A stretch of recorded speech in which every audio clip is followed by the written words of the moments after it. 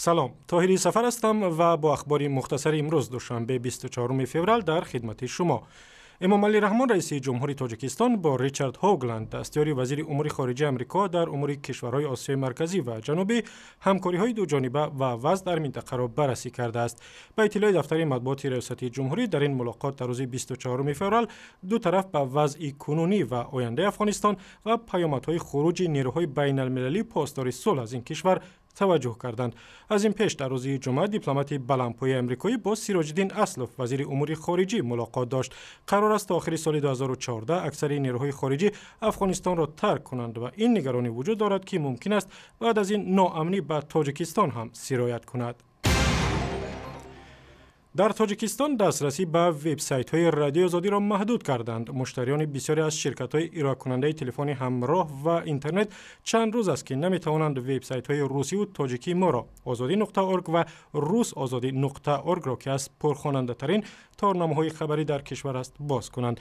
شرکت‌های تامین کننده اینترنت به مثل بابیلون و بیلاین سبب قطع دسترسی به وبسایت‌های آزادی را شرح ندادند، اما گفته می‌شود انعکاس واقع بینانه تحولات در تاجیکستان و اوکراین سبب امر بستن وبسایت‌های آزادی در تاجیکستان شده است.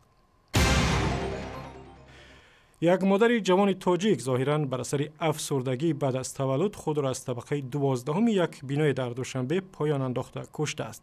نادره 38 ساله با وجود زارا و التجای نزدیکانش روز شنبه 21 فوریه در خیابان نعمت قره‌بایف ناحیه فردوسی خودکشی کرده است.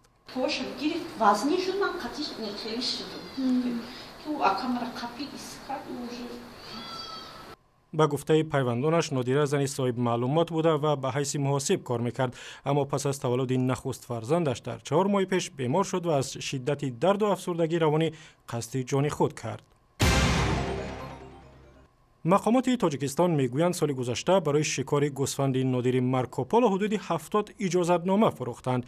این جانور نادر که در کوههای پامیر سکونت دارد برای شاخهای زیبایش خریدار زیاد دارد و عمدتاً خارجیان برای شکار آن به تاجیکستان می آیند. کسی که میخواهد یک گوسفند مارکوپولو شکار کند و 45,000 پیش پرداخت میکنه. پیش پرداخت. بغیر از این و با 2,000 دیگر برای گرفتن اجازت شکار با بودجه دولت میسپرد.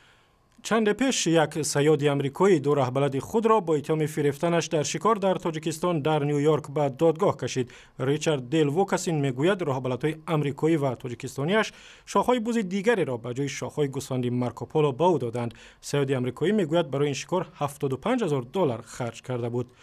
تفصیلات این جنجال با خبرهای دیگر را در وبسایت رادیو آزادی می‌یابید. اگر بسته بود سری بزنید به صفحه‌های ما در فیسبوک ادنکلاسنیکی و یوتیوب و هم زمینه مخصوصی رادیو آزادی برای تلفن‌های هوشمند.